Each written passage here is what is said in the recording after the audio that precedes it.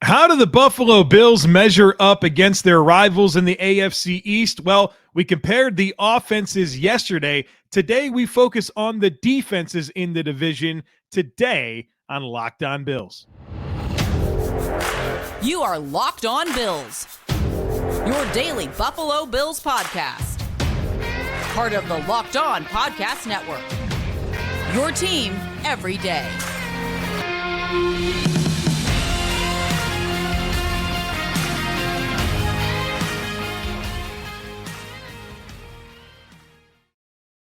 What's up, Bills Mafia? It's Joe Marino, author of Go Bills and Buffalo's Run, also the co-host of the Locked On NFL Scouting podcast, and I'm your host of Locked On Bills. Want to thank you for making Locked On Bills your first listen every day, and a big welcome and shout out to our everydayers. You know who you are. Those of you who never miss a single episode, I appreciate y'all being here very, very much. I'd also like to invite you to subscribe or follow for free on YouTube or wherever you listen to podcasts. We're part of the Locked On Podcast Network, your team every day. Well, folks, welcome back. I hope that you listened to yesterday's episode where I went through and I compared the Bills against the AFC East when it comes to the offensive positions. Today, we're doing the same thing, but we're focusing in on the defense. And so just to remind you of the methodology, each team, I graded each unit or position group within the unit: edge, defenders, interior defensive line, linebackers, corners, and safeties. And I graded them on a scale of 1 to 5. 5 is it's an elite group. They've got top tier starters, quality depth. Number 4, if they get a grade of a 4, it's a score of excellent. They have quality starters and good depth. If they get a 3, it's perfectly average starters, and okay depth. If they get a 2, it's a below average position group, in my opinion. Their starters are below average and their depth is poor. And then 1, that means it's simply not good enough in terms of starters and depth to measure up against what you would expect from an NFL position group. And so today we focus on the defensive side of the football. And we got to start with the front. We got to start with the defensive line. First up is the edge defenders. For the Bills, the core of edge defenders, Von Miller, obviously coming off of an ACL tear, but we saw what he was able to do before he got hurt last year. Greg Rousseau, who had a really good second season, and I'm sure he's going to take another step in year 3 and really cement himself as a fixture and a pillar for this defense. Leonard Floyd, a great addition to this pass rush, over 9 sacks, at least 9 sacks in each of the last 3 seasons. And then AJ Epinesa, who had 6.5 sacks last year in his 3rd season, a contract year for him.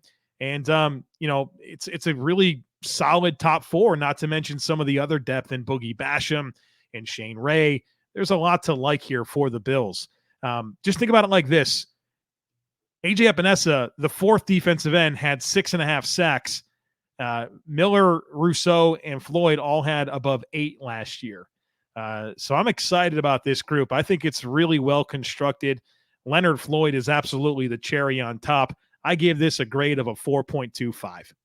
For the Miami Dolphins, another really good group here when it comes to edge defenders. Jalen Phillips, one of their recent first-round picks. He has really taken a big step from year 1 to year 2, and he's unbelievably physically talented. He could be a guy that pushes for 12, 13, 15 sacks this year. He's really, really dynamic and talented, and I'm sure Vic Fangio is very excited about him being part of this defense. They traded a first-round pick and extended a big contract for Bradley Chubb to come over from the Denver Broncos. He's had his share of injury issues, but when he's healthy, he's an above-average player when it comes to rushing the passer and defending the run, offers some versatility. Emmanuel Ogbah coming back off of an injury. He's still part of this mix, and if he's healthy, he's at least a sufficient starter that is capable of having some really good games. And then Andrew Van Ginkel, who's a high-effort player, has some versatility. If you use him as an attack player downhill off the edge, unbelievable motor, makes his share of plays just on effort alone. A really nice 4th edge. And then Malik Reed's like their 5th guy who has experience with Fangio and is very athletic himself. I think this is a deep and talented group across the board. I'm giving it a 4.25 as well.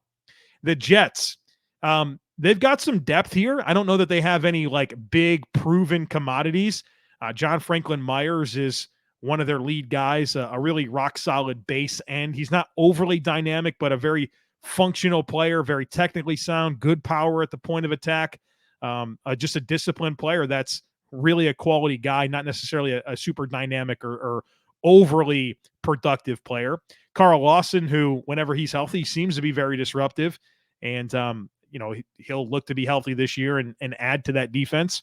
And then a couple of recent first-round picks. Jermaine Johnson from 2022, who I think has a really bright future in the NFL, and I'm sure he'll build off of his rookie season and command a bigger role and make more of an impact this coming year. And then Will McDonald, who they picked with their first-round pick this year, top 15 selection, and I'm sure they have high hopes for what he can mean for their defense. So solid across the board, a lot of good depth here. I didn't even get into Josh Huff, or is it Josh Huff? Bryce Huff, excuse me, who, has been a flashy player as well. So there's a lot of depth. There's a lot of quality here. Maybe not any big names in terms of, proven track record of consistent production. I mean, maybe Carl Lawson to an extent, but there's been a lot of injuries there. I give this a 3.75 for the Jets. The New England Patriots, this is a position of strength for them. Matthew Judon, who had a terrific season last year for them, has really settled into that defense and become one of their premier players overall. Josh Uche, who we learned all about last year with his speed, his flexibility off the edge, really bursty, big-time pass rush upside that we saw really come together last season, and I'm sure he's looking to build off of that. Dietrich Wise is a rock-solid, five-technique Patriots-type player that they always seem to have. Good extension skills, good power, good length. I think he's very much kind of in their mold. And then they took on day 2 this past year, Keon White out of Georgia Tech, who's got some premier athleticism to him. I like this group, especially that top 3 of Judon, Uche, and Dietrich Wise. I gave that a 4.25. So across the board here, really strong scores for the edge rushers in the division, which is somewhat concerning given the conversation we had yesterday about all the right tackles and the question marks that existed literally for all 4 teams. And so they got some big challenges in those divisional games this year. So we had it Bills, Dolphins, Patriots all at a 4.25, the Jets at a 3.75. Let's move on to the interior defensive line. The Bills, Ed Oliver now handsomely paid and extended Daquan Jones, who was such a great addition to this football team last year, what he did to stabilize the nose tackle position and really control the A-gaps. And I think there's no greater example of the impact of Daquan Jones than how Tremaine Edmonds played, right? Really just had his best season, no doubt about it. And you finally see him play behind a nose tackle like Daquan Jones, and you can understand why he played his best football.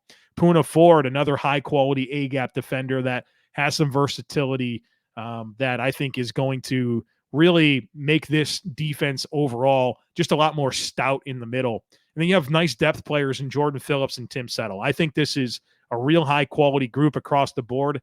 I give it a 4. The Dolphins, another couple of rock-solid players here. Christian Wilkins, I know that he's not loved by Bills Mafia. He is loved by the Dolphins fans, and he's emerged as one of the premier run-defending defensive linemen in the NFL. His ability to lock, peek, and shed blocks is really, really outstanding. A big energy guy, one of the foundational cornerstones of their operation in terms of a high character guy for that operation, and just a big time leader, a lot of energy from him. And, I'm sure he'll get extended very soon and, push for $20 million a season. His complementary guy is Zach Sealer, who's really good as well. He's another really high quality run defender. I think the Dolphins were top 5 in run defense last year, and you can look no further than Christian Wilkins and Zach Sealer and understand exactly why that's the case. Those guys really control their gaps, can make some plays behind the line of scrimmage, and play with a lot of energy. Now, after that, I would say there's question marks. Raekwon Davis has really failed to emerge and really take steps to stabilize that nose tackle position. And so, kind of a big season for him. And then Josiah Bronson, who's, a depth guy that doesn't really move the needle. But you look at Wilkins and Sealer, and you realize that they got a couple of dudes on that defensive line when it comes to the interior. So I give this a 4.25. The Jets, Quinnen Williams, best defensive tackle in the division. I don't think it's particularly close. Really, really disruptive player, can defend the run, really high impact pass rusher, young. I mean, he is going to be a cornerstone for them for a long time to come. And, he'll get paid, I'm sure, about $25 million a season when his extension gets done. Then they have some nice depth to go with him. Quentin Jefferson, former Buffalo Bill. If you don't ask him to play nose tackle, he's pretty doggone good. I think he'll step in quite well for Sheldon Rankins, who left in free agency. Al Woods was also signed. He's a rock-solid nose tackle, run defender. He can really hold his ground. And then Solomon Thomas, kind of a three technique that has some penetration ability. Never quite met the hype of his pre-draft status that led to him being a top 5 draft pick, but he's a serviceable depth player, especially as your fourth guy on the interior. But this is all about Quinnen Williams and him being the best defensive tackle in the entire division. I think that you could want a little bit more from the rest of the group, but his presence is game-changing. So I give this a 4.25. Then we get to the New England Patriots. Devon Godchow, just a very ordinary nose tackle that they seem to really like. Christian Barmore, who I think has a really high ceiling, got injured last year, but his penetration ability, his pass rush is really good. He's been a problem for the Bills, and he's a young developing player that I think can be a big-time disruptive force for them if he can stay healthy and kind of take that next step. Good depth player in Lawrence Guy is just a very consistent, hold his ground, anchor, can play some multiple spots, a really good depth player. And then Daniel Equali, who's, a replacement level backup type guy, but solid there with Godchow, Barmore, and Guy. I don't think any one of those three is like an impact starter. Barmore can be, but he's been injured. I gave this a 3. So defensive tackle, 4.25 for the Dolphins and Jets. The Bills come in at a 4, and the Patriots come in at a 3.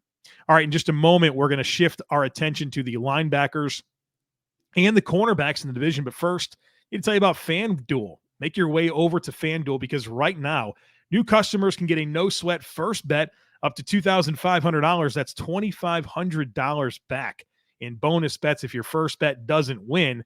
And I love betting over at FanDuel. They have great promotions every single day. It's a safe, secure, and easy-to-use app. You get paid instantly, and the football's futures bets are where it's at right now. Whether you want to bet on win totals, over, under projected win totals for each team, futures in terms of the awards and some of the leading candidates there. You can get in on player props for passing stats, rushing stats, receiving stats. You can even bet on week 1 odds right now. So check it out. There's simply no better place to get in on the sports action than America's #1 sportsbook. So visit FanDuel.com/lockedon and get that no sweat first bet up to $2,500. That's FanDuel.com/lockedon.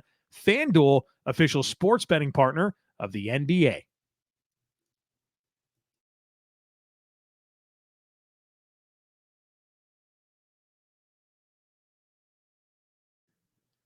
All right, let's shift our attention now to linebackers and cornerbacks. Linebacker for the Bills, Matt Milano, who I think is very clearly the best linebacker in the division. And then who knows, right? Who knows who the running mate's going to be at inside linebacker, whether it's Terrell Bernard, Tyrell Dodson, Balin Spector, A.J. Klein, Dorian Williams. Who knows? They got some upside there in Bernard and Williams as recent third-round picks that are very athletic, but a lot to learn about whoever Matt Milano's running mate is going to be. I think the most interesting thing that I can say to inspire some encouragement about whoever's going to play next to Matt Milano is that they didn't go out and do anything aggressive to find an answer, right? They didn't go pay a free agent. They didn't draft anybody particularly high. I think that they really look at Dodson or Bernard as the guy that they're feeling comfortable to step in. And it's an important year for the Bills.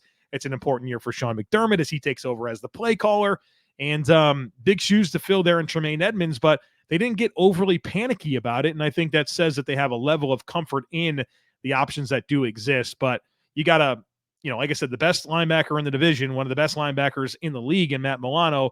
And then, who knows? But I do think that Milano's presence as half of this duo says a lot. And so that's going to get it to a floor grade of a 3. But obviously, we'll see what happens next to him. The Miami Dolphins, Jerome Baker, long-term fixture there for them on the second level. I think he's a sufficient starter. Don't really look at him as an impact playmaker, but a very serviceable starter for them that has a lot of experience. And then David Long, who was a really nice pickup for them in free agency, coming over from the Tennessee Titans. Good player in space, good downhill player. Injuries have been kind of an issue for David Long, but when he's on the field, you can sense his presence, and I think he has a chance to be an impact starter for them. I think this is a solid group. I give it a 3.5. The New York Jets, C.J. Mosley, who has stabilized after a rough start with the Jets due to injuries, but played well last year, as this entire defense did, and then they really found a nice running mate for him in Quinnen Williams, who's extremely athletic. That he's their Matt Milano type matchup player, and he's played very well for them. I still think he's young and developing. I think that C.J. Mosley is aging, but still solid. Maybe not the impact guy that we saw with the Ravens. I gave this a 3.5. I think it's pretty comparable to what the Jets have. Then you get the New England Patriots, and I don't love this linebacker core. Juwan Bentley, Jelani Tavai. I'll say this, it's the type of linebackers that they like, but they are just not for me. Just big, burly, downhill guys, limited range, not very good in coverage, have some gap shooting ability, but these are plugs. These are throwback type players that kind of fit the way that they want to play defense. They're going to play a lot of 3 safety looks and, compensate for what they don't have athletically with safeties that they'll play kind of closer to the action down in the box. But, I think those are a couple of limited players that I couldn't live in a world where those are my 2 starting linebackers. So it is absolutely not for me. I give it a 2.25. At linebacker to recap, I have the Jets and Dolphins at a 3.5, the Bills at a 3, and the Patriots at a 2.25. Now let's get to cornerback, and this is a division with a lot of good talent at the cornerback position.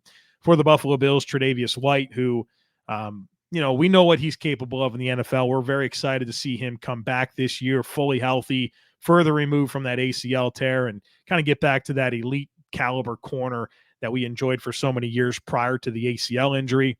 Taron Johnson, one of the premier slot corners, nickel defenders in the entire NFL. The Bills put so much on his plate in terms of run defense, blitzing, coverage. They funnel a lot of throws to him, and he really responds well.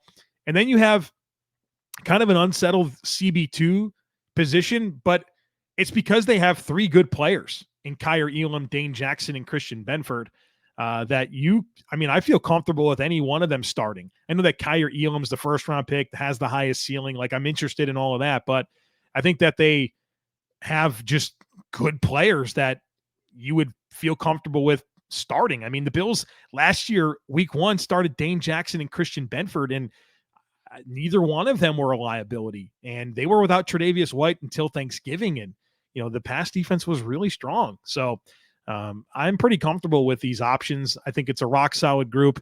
Trey White still needs to show us that he's Trey White again. And if he did that already, I'd score this a little bit higher, but for now I'll give it a 3.75, but this can be well into the 4s if Trey White is fully back. Miami Dolphins, they made a big addition to their cornerback room in Jaylen Ramsey, trading for him, coming over from the Rams, still a high-level player in the National Football League, and I think they're going to get very versatile with him, and they got a lot of depth at corner this year, and I think that's going to allow them to move him around, play him in the slot some, maybe play him a little bit as a safety as well. And, he's one of the premier players in the league at the cornerback position. Xavien Howard didn't have his best season last year. I know he played through a bunch of injuries and gave up quite a bit, but we know what he's capable of when he's healthy. He's a ball hawk, big play machine. And I think the overall stabilization of the Dolphins defense with Vic Fangio taking over as the coordinator with a lot of talent, really at every position. Xavien Howard is primed for a bounce-back season. Kader Kohu, man, what a find he was, an undrafted player out of Texas A&M Kingsville. came in and played the slot for them really well, played some outside corner really well, physical, aggressive player that nobody expected anything from last year. And he came in and, excuse me, just absolutely provided a defense that was desperate for an answer with an answer. And I'm sure that they're excited to build around him moving forward. And then they drafted Cam Smith in the second round. Really nice player out of South Carolina. I had a high grade on him. I'm a big fan of Cam Smith. And so it's kind of the cherry on top with this group, not to mention Nick Needham coming back from injury. They've got some quality special teamers as well. Just a quality position group here for the Dolphins. I give it a 4.5. The Jets, Sauce Garnder, defensive rookie of the year, big time talent. Really turned heads last year with how he played. Didn't really give up much at all. A lot of length, a lot of physicality, a lot of confidence. One of the things about premier athletes that are high performers is one thing they all have in common is confidence. And you don't sense that Sauce Gardner is lacking any of that. Looks like he's going to be a premier corner in the NFL for a long, long time. DJ Reed came over from Seattle and really entrenched himself as the CB2 there, and he's a solid starter. Michael Carter is a really good slot player for them. Got some nice depth players in Brandon Echols and Bryce Hall. It's a really good group for the Jets. I gave it a 4.5. The Patriots, I think they're going to really enjoy their first-round pick, Christian Gonzalez out of Oregon. I thought he was one of the top 10 best players in the draft. I think they got him at like 18. Really, really high-quality pick for them. That is important, right? I think the Patriots defense, as we've learned throughout the years, is always at its best when they have that true number one guy, whether it's been J.C. Jackson or it's been Stephon Gilmore or Darrelle Revis, right? Like when they have that guy, their defense is at its best. And I think Christian Gonzalez has all the physical upside to be the bump and run man coverage player that they tend to like in their top corner. And then his presence allows Jonathan Jones to have better matchups. And I think he's a really nice player, just had a lot on his plate as their number one guy and what they ask these corners to do. I think now with Christian Gonzalez in the fray, he'll be able to play a little bit better than we saw last year. Jack Jones, Marcus Jones, kind of the other key players in this cornerback room. Young guys, rookies last year, both flashed. Marcus Jones giving them a lot of special teams ability. Jack Jones, some inside-outside versatility. All these guys have some man coverage appeal, which we know the Patriots want to utilize. We still have a lot to learn about Gonzalez, Jones, and Jones. Well, I guess they have three guys with the last name Jones. So Jack Jones, Marcus Jones, second-year players that didn't necessarily play a ton of snaps. And then Christian Gonzalez is a rookie. We got to learn what he is. The only thing that you actually know what you have is Jonathan Jones. So there's a lot that needs to come together here, but I think that they do have some good talent. I give it a 3.25. So when it comes to corners, Jets and Dolphins at a 4.5, Bills at a 3.75, and the New England Patriots at a 3.25. All right, folks, we're going to talk safeties and then the overall scores for the defense and then the overall scores overall when it comes to all the position groups. We'll be right back to cover all of that.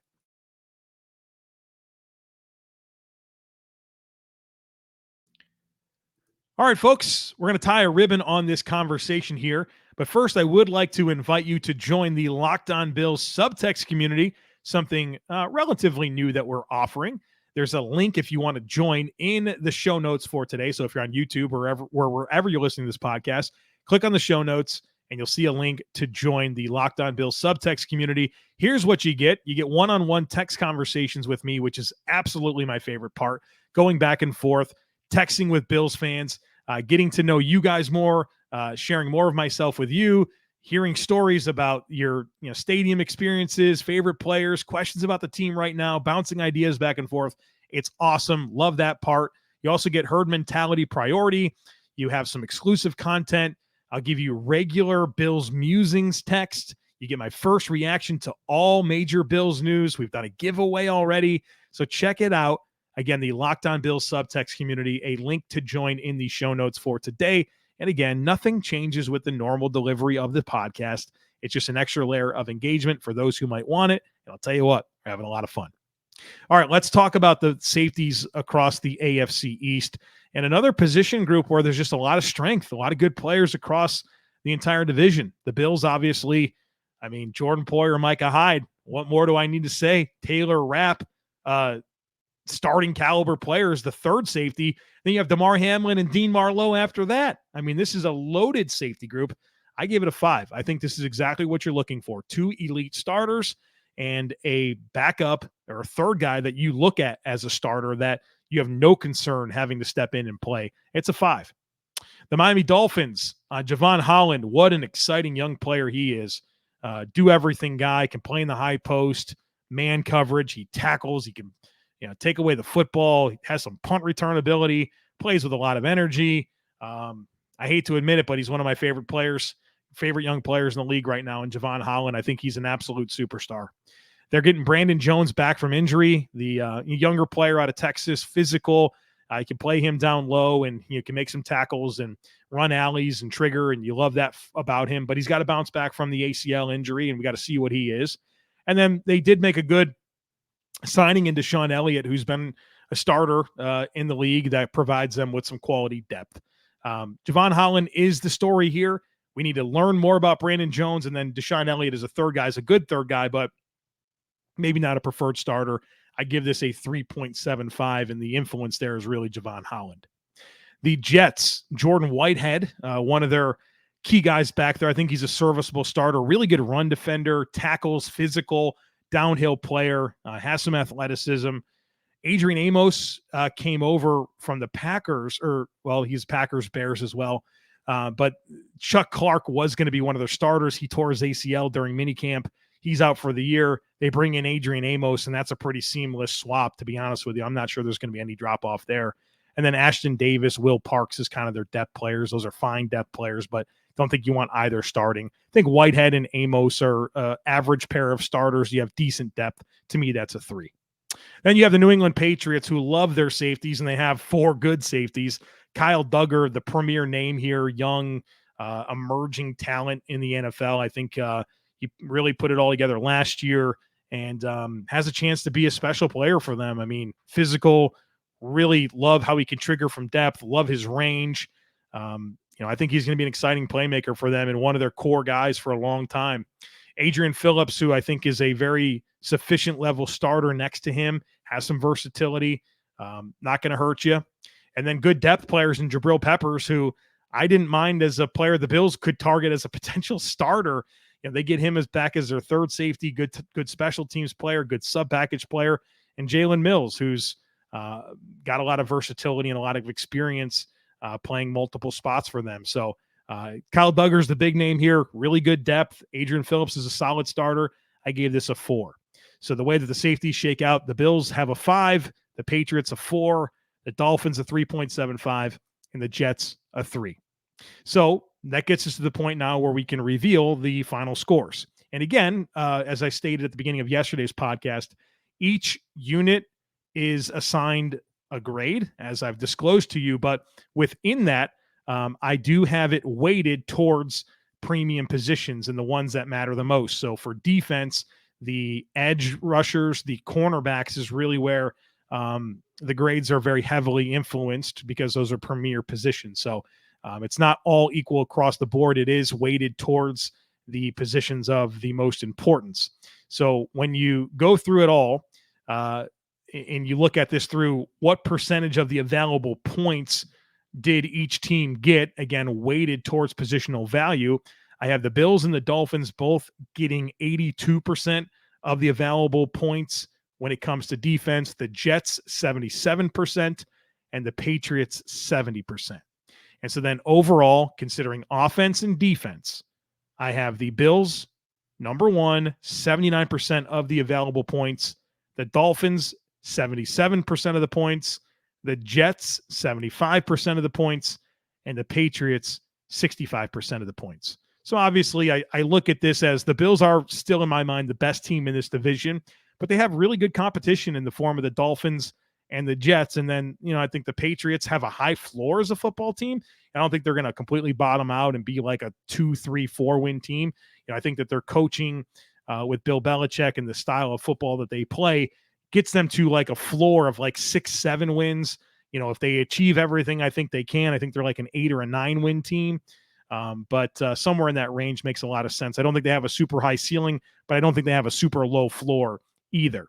But this is important, right? For as much as we talk Bengals and Chiefs, and we're going to compare the Bills to the Bengals and Chiefs later in the week, the easiest way to get to the playoffs in the NFL is by winning your division. If you win your division, you're hosting at least one playoff game. And so while we can talk about the Bengals and Chiefs all day long, the division's still the most important part. And with what's happening in Miami, with their infusion of talent and, what they were able to accomplish in Mike McDaniel's first season, Vic Fangio, now the defensive coordinator, the Jets defense was very legit last year. Aaron Rodgers, now the quarterback, new offensive coordinator there. A lot of people that are familiar with Aaron Rodgers that are in place. And then, the Patriots. I don't expect that much from the Patriots, but they're not a team that you can ever just write off, right? They're still going to be a tough opponent, and they're still going to win 6, 7, 8, 9 football games. And so it's a really competitive division. And the Bills need to play good football to win it for a fourth consecutive season and play home games again at Highmark Stadium. And the Dolphins and Jets would love for nothing more than for the Bills to end their run of consecutive AFC East titles at 3. And so it should be a really exciting race this year. The Bills have really kind of handled their business the last few years with their win-loss record in the division, the margins by which they've been able to win the division by. But it's going to be a little bit stiff this year, and I wonder how much of this is going to be these teams kind of beating up on each other. I mean, everybody has a tough schedule. You got to play each other. Then everyone's playing the AFC West. Everybody's playing the NFC East. And then, of course, like the Bills have to play the Bengals and Jaguars while the rest of the division doesn't, right? I mean, the Bills have a really tough path this year. And, not unlike the rest of the division, look at the Patriots. You got to play all those teams, the Jets, Dolphins, and Bills twice, plus the entire AFC West and NFC East. So it's going to be a really competitive year, but obviously I think the Bills have all the ingredients in place to win it for a fourth year in a row, but you got to go out there and actually do it. But thought this was a good exercise for us to not only see where the Bills measure up, but kind of get caught up with these division rivals and what they have and how they've built their rosters this offseason. Tomorrow on the podcast, we're going to have Dr. Kyle Trimble. We're going to talk about the Bills from an injury perspective. Von Miller and his return, Dalton Kincaid, Deontay Hardy, Jordan Phillips. I want to ask Kyle what his biggest concerns are injury-wise for the football team in 2023. Talk about pup candidates for training camp. So make sure that you don't miss it. Hit that subscribe button. We'd love it if you took a second to rate, review, and share the podcast. Have a great rest of your day. Go Bills, and I look forward to catching up with you again tomorrow.